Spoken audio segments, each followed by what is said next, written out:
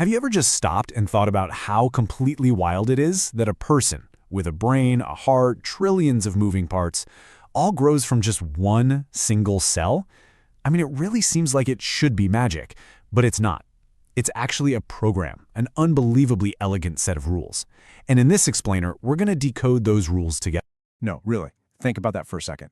You started as one cell. It had a blueprint, yeah, the DNA, but what were the actual instructions? What told that one little cell how to build your brain, your hands, you? That's the core question we're tackling today. And trust me, while it feels magical, the reality is way cooler.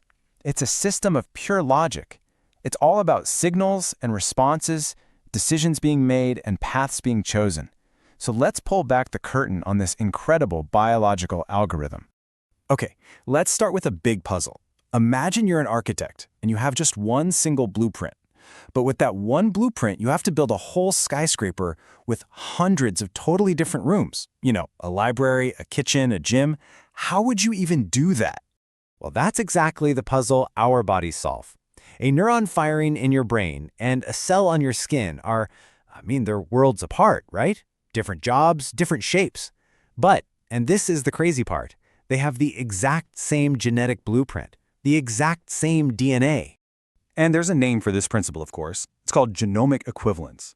All it means is that basically every cell in your body, we're not talking about sperm or egg cells here, is holding the complete, unabridged instruction manual for building a whole you.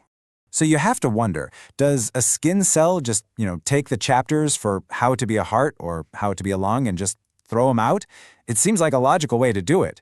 And scientists came up with a truly brilliant experiment to find out. The proof came from those early cloning experiments. So here's what they did. They took a frog egg and popped out its nucleus. Then they took a totally specialized cell, say a skin cell from another frog, and they took its nucleus. They put that skin cell nucleus into the empty egg. And you know what happened? That egg developed into a complete tadpole. It proved it, right there. The skin cell hadn't thrown away anything. The entire blueprint was still in there, ready to go.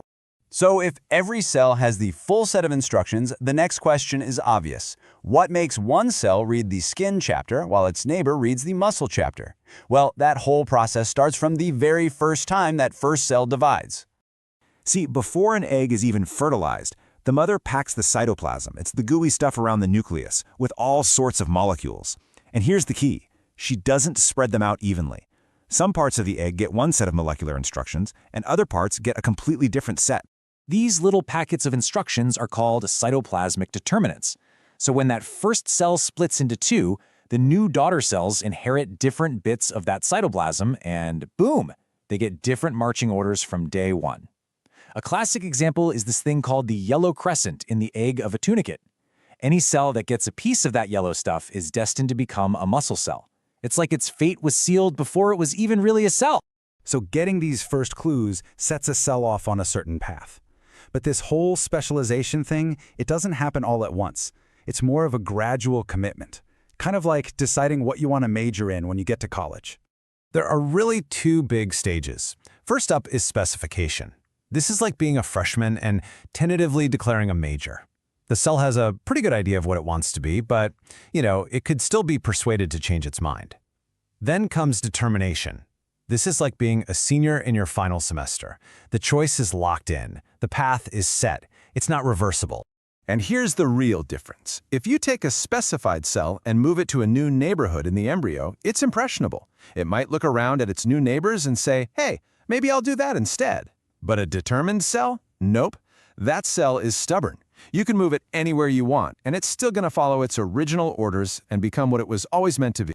So a cell can inherit its destiny, but that's only half the story. Because building a body isn't a solo act. A cell's fate is also massively influenced by the conversations it has with its neighbors. It really does take a village.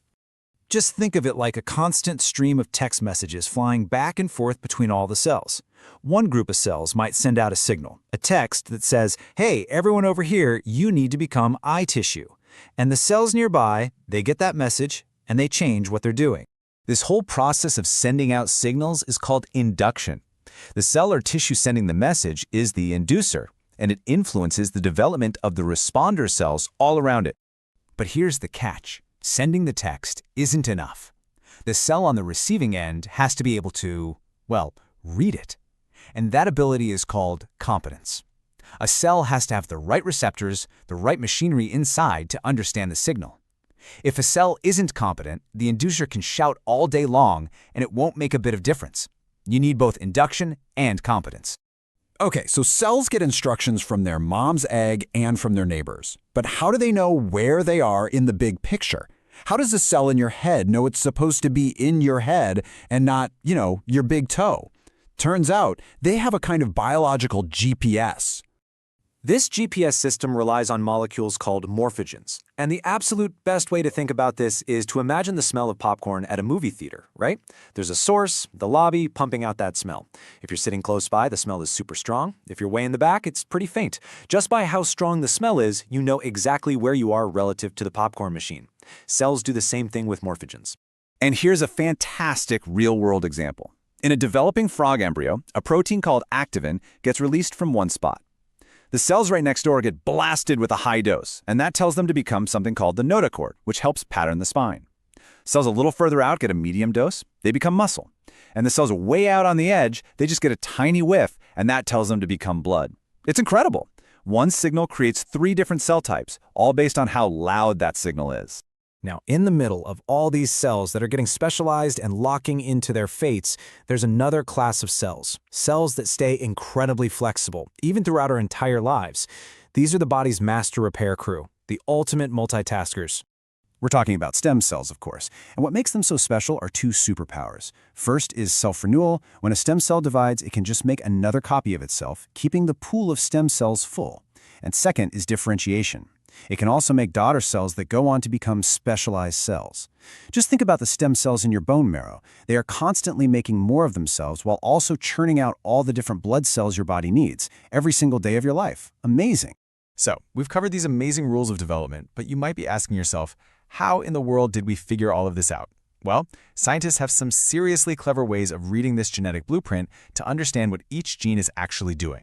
They basically have 2 main strategies. The first is called loss of function. You just break a gene or remove it and see what goes wrong. That tells you if a gene is necessary for something to happen. But the second approach, gain of function, is where it gets really mind-bending. You add a gene somewhere new or turn it on in a new place to see what it does. That asks if a gene is sufficient. For example, scientists figured out how to turn on the master eye gene on a fruit fly's leg, and an actual eye started to grow there. That one gene was enough to kick off the whole program. Using tools like these, we are piecing together this beautiful, logical story of how a body is built. And that brings us to a really profound final thought. Because this isn't just about curiosity. Understanding these fundamental rules, that's the key to things like regenerative medicine. As we keep decoding this program, the question changes from how does life build itself to what could we, one day, be able to build or even rebuild ourselves?